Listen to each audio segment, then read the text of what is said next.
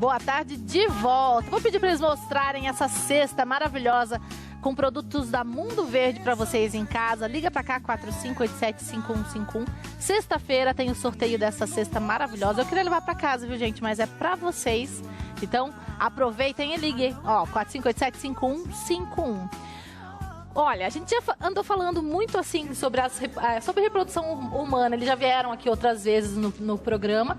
Mas tem um assunto que é muito interessante, porque sempre ficou aquela dúvida, né? Para você fazer essa reprodução assistida ou a fertilização, como que são feitos esses exames para saber se realmente aquele embrião não tem nenhum probleminha? Estamos recebendo, já mostramos ele foi na cozinha comigo, o Dr. Jonatas Borges, que é ginecologista e obstetra e especialista em reprodução humana, e vai tirar algumas dúvidas agora em relação a esse tipo de problema. Eu acho que, antes de tudo, para a gente entender um pouco, sempre fica, acho que as pessoas, né, quem está ali trabalhando no dia a dia, consegue saber o que é, mas o que é o cromossomo, doutor? Para a gente entender que probleminhas são esses que vão estar ali, que estão ligados a eles. Eu acho que a primeira coisa é a gente precisa entender onde estão esses cromossomos, né? Na verdade, nós somos, como indivíduos, um conjunto de milhões de células, que é a unidade menor viva que a gente tem no corpo. E cada célula dessa tem no seu centro, no núcleo, que a gente chama, um grupo de cromossomos.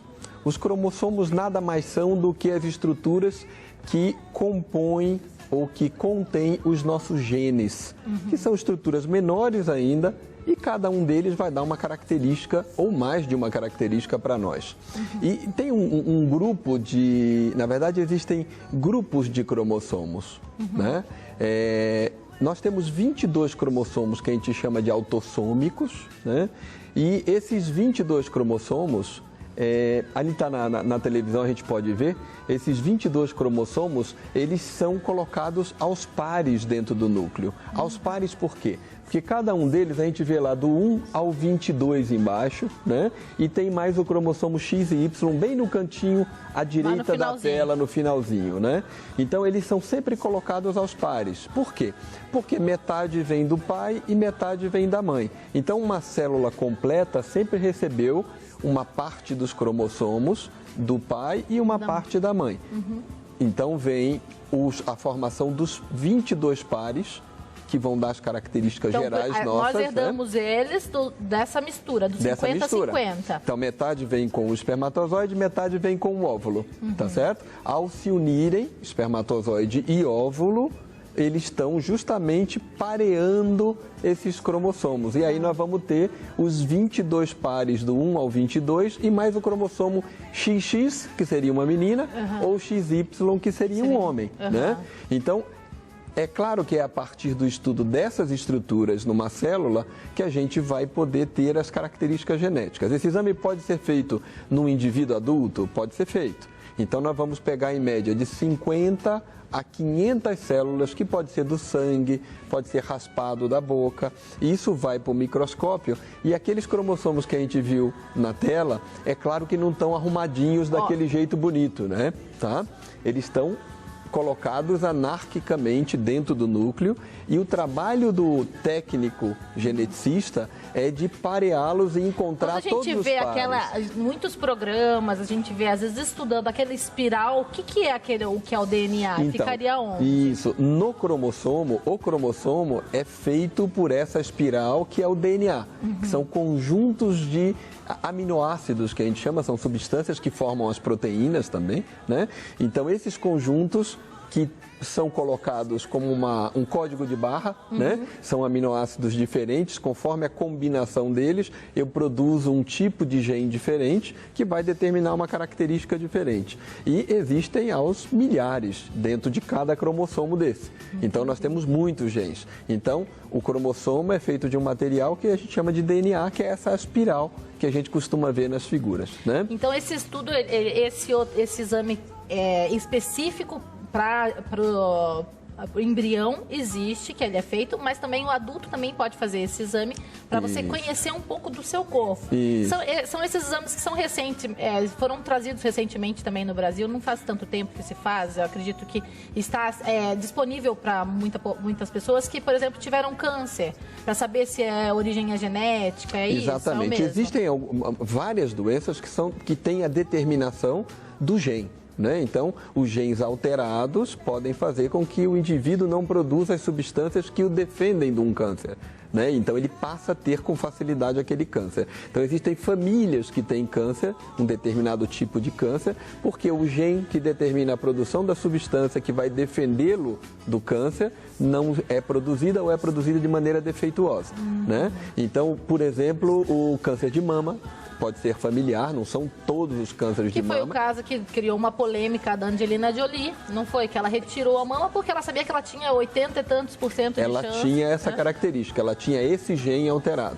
Existem cânceres que a gente não tem essa repetição genética, então não adianta fazer exame genético, tá certo? O exame de cólon, do reto e do cólon, do intestino também, pode ser familiar. Então, é outro câncer determinado por uma mutação genética, que pode ser identificada. Né? Então, falando-se de indivíduo adulto, nós temos uma série de doenças que podem ser avaliadas por aquele cariótipo. No momento de se reproduzir, ali que o casal quer ter um bebê, esse exame poderia ajudar em alguma coisa? Então, existem casais que têm, por exemplo, ou a infertilidade não conseguem nem engravidar, ou às vezes engravidam e abortam, e a causa pode ser uma alteração que eles têm no cariótipo, que ao formar o embrião, esse embrião se torna alterado a ponto de não ser compatível com a vida. Então a natureza interrompe, ou não deixando esse casal engravidar, ou provocando uma perda dessa gravidez precocemente. Então o cariótipo do casal pode ajudar a gente, sim. É interessante a gente saber que nós podemos ter até 10% das nossas células com alterações genéticas e nós seremos indivíduos normais. Isso. Mais de 10% nos transformaria em indivíduos com alguma característica que poderia ser patológica, né? Então, quando a gente faz o estudo de 50, 500 células no indivíduo, é justamente para saber essas proporções. Quando a gente tem uma alteração genética, não obrigatoriamente a gente vai ter uma doença. A gente pode ser um portador sadio, mas ao produzir o nosso filho, nós podemos produzi-lo com a doença, porque ao encontrar o mesmo gene alterado na esposa ou na mulher, aí no caso? Então, teria que fazer isso. Conhecendo o cariótipo do casal, eu vou saber se eles podem gerar uma criança alterada. Existe esse exame que é chamado de pesquisa de doenças recessivas, isso é feito, tem mais de 100 e tantas doenças passíveis de um casal conhecer antes até de se casar. É claro que não se faz isso como seleção para casar. Vamos levar atrás aqui seu exame, não é isso? Isso. Antes da gente começar a namorar, me traz. É verdade. Mas isso é uma coisa interessante para o casal, não para impedir o casamento, mas para evitar que uma criança venha a ser portador, ou seja, doente, né, a partir de pais sadios, mas que são portadores da doença. Então, o que eles teriam que fazer? Uma vez identificada essa doença, fazer a fertilização in vitro e essa doença ser pesquisada nos embriões que eles formaram e ver qual deles, ou se tem algum deles, que passou a ser portador doente, né? E aí esse embrião seria descartado, tá? Mais que isso, hoje em dia já é possível, identificado o embrião doente, inativar o gene alterado e esse embrião nascer normal. Isso é uma transgenia, uma troca de gene. Infelizmente, por lei no Brasil, isso está proibido ainda. Mas na Inglaterra, na Europa, onde é o berço do diagnóstico genético pré-implantacional, isso já pode ser feito para câncer de mama familiar, para câncer de colo e reto familiar. Você já mexe, então, naquele... Você altera o embrião. Né? E infelizmente isso foi proibido na lei dos transgênicos do feijão soja. Embrião humano não pode ser submetido a qualquer técnica transgênica. Quer dizer, foi uma proibição precoce demais antes de se conhecer a utilidade da tecnologia, né? Mas seria possível, seria uma das utilidades, tá certo? Bom, a gente continua o nosso bate-papo aqui. Daqui a pouco vamos falar mais sobre esse exame quando, ali no momento mesmo do tratamento no embrião. A gente tira todas as nossas dúvidas no próximo bloco. Continua ligando 4587-5151 que a gente volta já já. Boa tarde de volta. Liga pra cá, 4587-5151 para participar do nosso sorteio e também para mandar as suas perguntas. Se você tiver alguma dúvida em relação à reprodução humana, hoje a gente está falando de um exame que se chama PGD, que é um diagnóstico que pode ser feito para identificar algumas doenças já ali no embriãozinho, antes dele ser colocado no útero da mamãe. Não é isso, doutor? Doutor Jonatas Borges está aqui de novo com a gente, tirando as dúvidas e que são muito interessantes, porque muitas pessoas hoje em dia optam por esse tipo de tratamento para engravidar, não é isso? Com certeza, cada vez mais, né? Cada vez mais está acessível, mas ainda fazemos muito pouco do que o país precisa, né? Muita gente querendo, muita gente querendo engravidar, e às vezes as pessoas acham que o abortar é normal, mas não, às vezes tem um fundo genético. Sim. É isso que a gente tem que entender, né? O que acontece realmente. E doutor, eu queria saber assim, esse exame, todos os pacientes acabam passando por esse exame mesmo? Não. Vocês fazem esse estudo? Não, só para você ter uma ideia, esse exame foi criado, o exame específico do embrião, que é o que a gente chama de PGD, diagnóstico genético pré-implantação, quer dizer, antes de devolver o embrião para o útero da mãe, né? Ele foi criado em 1990, foram as primeiras publicações dos primeiros nascimentos. E, na verdade, o objetivo era esse mesmo, tentar identificar o embrião que tivesse menos problema possível. Então, os primeiros exames desse tipo foram feitos, inclusive, para evitar doenças ligadas ao sexo. Então, o que se fazia era identificar se a criança era de um sexo ou de outro, e se a doença era vinculada ao sexo, então se evitava aquele sexo, né, para que não nascesse criança afetada. Por exemplo, hemofilia, tem uma série de doenças que estão ligadas ou ao X ou ao Y. Então, você evita aquele sexo. E desde 1990 que a tecnologia vem se desenvolvendo, se aperfeiçoando, mas você vê, o ano passado foi publicado os resultados da Europa, onde foi criado o exame, de 650 mil ciclos de fertilização in vitro, em apenas 8.500 foram feitos PGD. Menos de 1,5% do total. Por quê?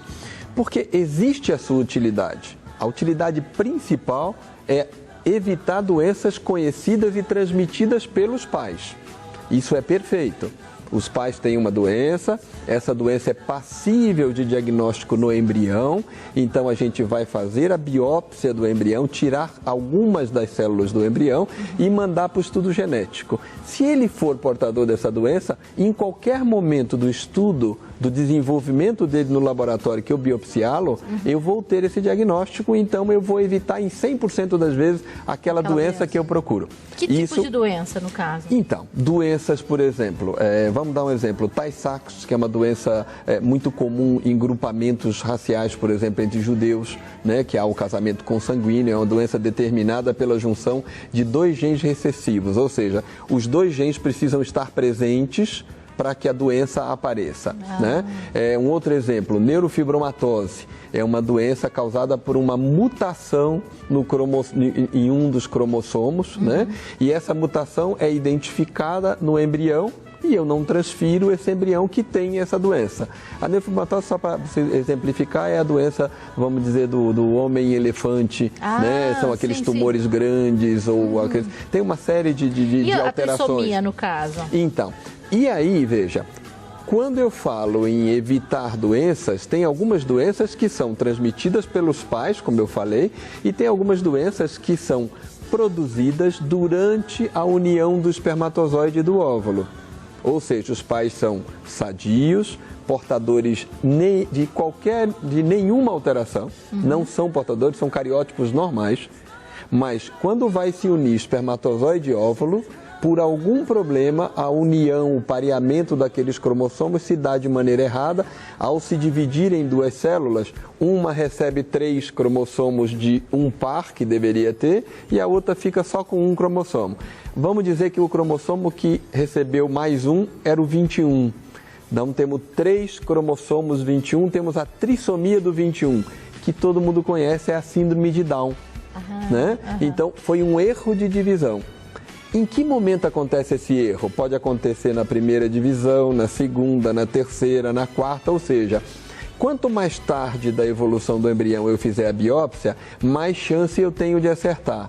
Mas mesmo assim não é 100%, então eu não posso dizer... Então não é toda vez que você vai fazer o exame que com certeza... Exatamente, eu posso fazer a biópsia lá no último dia antes de colocar no útero da mãe, e dizer para ela que eu não achei nada alterado, mas essa alteração acontecer depois. Porque ele continua se dividindo. E ele ainda não é um nenezinho. Não existe algum momento ali que é bem no começo que dessa... tem que ser. Não. Então, assim, alguns embriões, aqueles que se dividiram já de maneira errada desde o início, eu vou conseguir identificá-los. Mas não todos. O problema é justamente eu não poder dizer para o casal que, olha, eu selecionei seus embriões, mas olha, cuidado, tem que fazer os exames depois de grávida, porque ainda existe uma chance.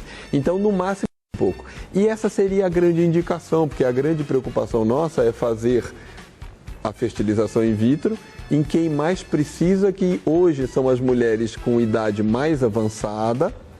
E essas mulheres, não que elas tragam a trissomia do 21 porque tem mais idade, não. O óvulo delas é normal, só que na hora dele reger essa divisão, eles têm mais chance de reger essas divisões de maneira errada.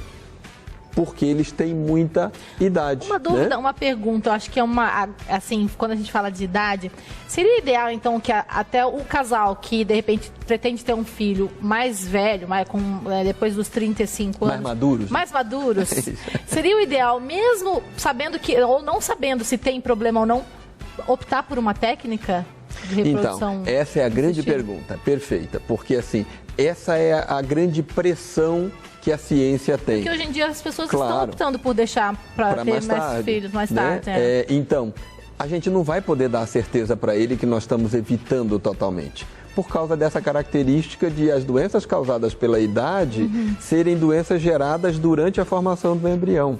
Então, e outra, a mulher com uma idade mais avançada, ela produz poucos óvulos, em geral. Então, ela vai ter poucos embriões. O momento ideal de fazer a biópsia, como eu lhe falei, é mais tardio possível na evolução do embrião dentro do laboratório. É mais ou menos do 5º, 6º dia de evolução. Só que nem todo embrião formado consegue chegar nessa fase. Então eu já começo com poucos, menos ainda chegam até a fase de fazer a biópsia. Retirar os ovos. Quando eu biopsio, alguns deles são lesados pela biópsia. Eu perco alguns. Isso é interessante. E eu ainda não dou certeza para ela de que eu tenho 100%. Então não é porque a gente fez a biópsia naquele embrião que ele vai vingar, seria? Exatamente. A biópsia pode ser o fator negativo para ele não virar uma gestação. E isso acontece em 10 a 15% dos embriões biopsiados. Em média, só para você ter uma ideia, uma mulher de 40 anos, ela produz perto de 6 óvulos, quando está respondendo bem. Desses aí, vamos ter uns 4 embriões. Desses, um ou 2 vai chegar até blastocisto, que é a fase do 5º dia. Aí eu vou biopsiar e alguns eu perco de 1, 2, você entendeu? E eu nem dou certeza para esse casal que realmente o exame vai afastar a possibilidade. Então, no momento que eu mais precisaria desse exame, ele não é o exame ideal para fazer isso. Então nem sempre é indicado. Pois é, exatamente por isso que de 650 mil ciclos na Europa, só 8.500 fazem o tal do PGD. Porque a utilidade, quando se usa de maneira séria, não é tão frequente assim, não é tão grande assim. Mas a indicação seria mesmo se eu sei que eu tenho alguma coisa na família, ou a idade mesmo. É a indicação mais eficiente do exame, ou seja, o exame é maravilhoso, ele é eficiente quando ele é bem indicado. Ele tem sua incapacidade em alguns casos e, infelizmente, onde a gente mais precisaria, que é na idade avançada, ele não é tão perfeito assim. Ele ajuda, mas nem tanto. Então, isso é bom que se diga, porque alguns colegas, até médicos, explicam para a sua paciente. É muito comum os pediatras dizerem, olha, existe um exame que garante que não nasce com síndrome de Down, é obrigatório. Não é obrigatório, ele não é perfeito, ele pode diminuir um pouco a chance, né? E falando em chance, é bom a gente explicar isso, né? Sim. Aos 40 anos, 80% dos embriões que uma mulher produz têm aneuploidias, que são essas alterações do número de cromossomo. Uma trissomia é uma aneuploidia. Então, 80% dos embriões que ela for formar aos 40 anos tem essa aneuploidia.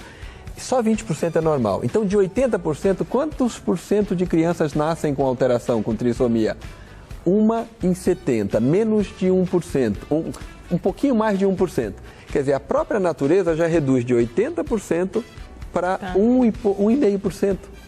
Quer dizer, a natureza faz a redução muito maior. E aí nós vamos trabalhar em cima desse 1,5% de chance com o PGD para tentar reduzir com todas as falhas Sim. do exame.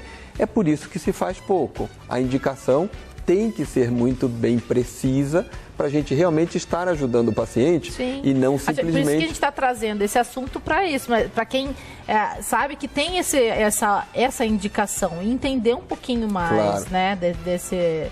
E quais essas outras alterações que podem acontecer também? Porque muito se fala da síndrome de Down, eu acho que é a maior preocupação de muitas mulheres, né? Uhum. Tem várias alterações, né? Tem a síndrome de Patau, a síndrome de Edwards, tem um monte de síndromes que são vinculadas ao erro de número de outros cromossomos. Por exemplo, o cromossomo 14 vai dar um Patau, o 16, o 18, o Edwards. Todos eles podem causar doenças que às vezes são fatais. O Edwards, por exemplo, a criança vai morrer intraútero ou logo depois que nasce, alguns dias ou semanas depois. Então, é uma patologia, uma alteração que a gente gostaria muito e pode ser evitada, né? Então, assim, se possível fazer, se houver um número de embriões suficiente que não vá causar prejuízo por resultado Sim. daquela mulher, poder fazer esse exame é interessante, né? Mas ele precisa ser estudado com o casal e não ter-se essa ideia que todo mundo deve fazer, que o exame vai ajudar todo mundo. O exame é para assim. detectar, porque hoje em dia já se faz um exame que é para saber se é menino ou menina, né? Esse exame você consegue identificar. Então, a gente não faz o exame com o objetivo de escolher o sexo. Sim. Identificar sim quando tem patologia vinculada ao sexo. Porque hoje em dia né? existe um exame já, né? Que identifica se é menino ou menina. Uma vez a mulher grávida. Já tem também. Existe não esse exame. É esse exame, para as pessoas saberem. Não, aí no caso do embrião você já sabe. A mulher já está grávida e ela faz um exame nos 2 primeiros meses no sangue dela e é capaz de saber o sexo do nenê que ela está gerando. Tá? Esse é um outro exame feito durante a gestação. Para ninguém confundir, é outro exame, é diferente. No caso do PGD, a gente faz o exame do embrião e é claro que os cromossomos X e Y também vão ser identificados. O embrião que vai ser transferido para ela, claro, vai ser o melhor. Não dá para ela escolher, mais chance de gravidez. A gente não pode fazer a fertilização in vitro com esta finalidade, tá? É inconstitucional, isso caracterizaria uma discriminação de sexo, porque ao escolher um, você vai ter que descartar o outro. A gente não pode descartar embrião humano, né? Então não existe essa finalidade, né? A não ser que esteja vinculada, como eu falei anteriormente, a uma patologia, uma doença. Então, né? Para a gente focar e falar que esse exame ele não garante 100% que a mulher não vai ter vai ter um filho que não tenha nenhuma doença, né? E também não garante a criança que a gestação vai para frente, não. Né? Não significa que na verdade, existem algumas outras coisas que influenciam também, a gente, né? Claro. Então, a gente, na hora de pensar em chance de gravidez, a gente tem que pensar que o resultado de gravidez, o sucesso, é vinculado à qualidade do embrião, a qualidade do endométrio, que é o tecido onde ele vai ser colocado dentro do útero da mãe, né? As interações entre esse endométrio materno e o embrião. Então, tem uma série de outros fatores que vão determinar o sucesso que é a gravidez. E antes desse exame são feitos muitos outros exames na paciente. Isso para ver a condição de saúde e pré-condição de fertilidade dessa mulher, né? E em relação ao embrião ser perfeito, como eu falei inicialmente, lembra que nós temos 24 cromossomos diferentes. Dentro de cada cromossomo nós temos de centenas a milhares de genes e cada gene vai determinar uma característica ou uma doença ou mais que uma. Então, é impossível se fazer o exame pesquisando todas as alterações possíveis, ou seja, escolher o embrião perfeito. Sim. Isso não existe. Isso que é a graça também, né? Você também saber tudo, você escolher, não tem graça, né? Até porque algumas alterações são para o bem. Sim. Algumas mutações são para tornar a raça mais forte, né? Então, essas mutações, às vezes, precisam existir. É isso que nos transforma e nos torna resistente a determinadas condições, né? Isso que é interessante. Acho que são assuntos... Existem muitas dúvidas, né, que as pessoas têm. O doutor, que é especialista nisso, acho que está aqui para esclarecer, porque a gente fala que eu brinco que eu também já tenho que começar a me preocupar também em congelar os meus óvulos, né? Isso, doutor, a gente tem que se preocupar mesmo. todo mundo que adia um pouco esse sonho, se preocupar com a condição que você vai deixar e, de repente, pensar em congelar um óvulo. Você, quando congela o óvulo, você está deixando ele ali com todas as suas características. Só depois, quando você for fazer a fertilização, que você vai fazer no caso, teria que fazer um exame como esse. Isso. Essa é a mensagem interessante de deixar, que é o que você falou. A gente pode adiar a maternidade, né? Pode adiar a paternidade também, mas é importante que se saiba que a ciência pode ajudar em uma série de coisas, mas não em tudo. Então, se você puder preservar a tua fertilidade enquanto você é mais jovem, essa perspectiva é muito interessante, porque eu diminuo todos os riscos dessas doenças vinculadas à idade, que a gente acabou de dizer que mesmo os exames mais sofisticados não são capazes de identificar tudo que pode acontecer, né? Então, guardar essa estrutura, no caso da mulher, o óvulo, antes dela atingir idades de maior risco, é muito interessante. E ele realmente fica em estado de latência. A característica, o potencial dele, a normalidade dele é daquela idade quando ele foi congelado. Existe um tempo que ele pode ficar congelado? O tempo máximo, não existem esses estudos. A princípio, a gente sabe que... Até porque, né, em algum momento... Uma vez congelado, ele não sofre ação de nada, a não ser de coisas físicas, né? Você aqueceu, tirou do congelamento, é claro que ele vai se alterar. Mas enquanto ele estiver congelado, só radiação. Mas ele está dentro de uma estrutura revestida de chumbo que é impenetrável a radiações. Então, a gente imagina que essa estrutura aí está mantida e normal, né? Muito bom. Eu acho que a gente consegue esclarecer um pouquinho das dúvidas de vocês aí em casa. Agradecer mais uma vez, doutor, por ter vindo aqui no programa, tirar as nossas dúvidas e também a gente se distrai bastante aqui, não é isso? Com certeza. Ser útil é muito interessante, com né? certeza. Experimentar ceviche também, eu gostei. Está convidado a voltar. Vamos pensar nas culinárias. Agora a gente já conhece que é o gosto do doutor, a gente já sabe que ele é mais saudável também. A alimentação é saudável também é uma ótima indicação, né? Aliás, se preocupar com a fertilidade começa com a saúde geral. Olha né? lá, gente. Exercício físico, alimentação, hábitos, né? Vícios, tudo isso precisa ser pensado e repensado. Já começa a pensar já, né? É isso. Muito obrigada, doutor.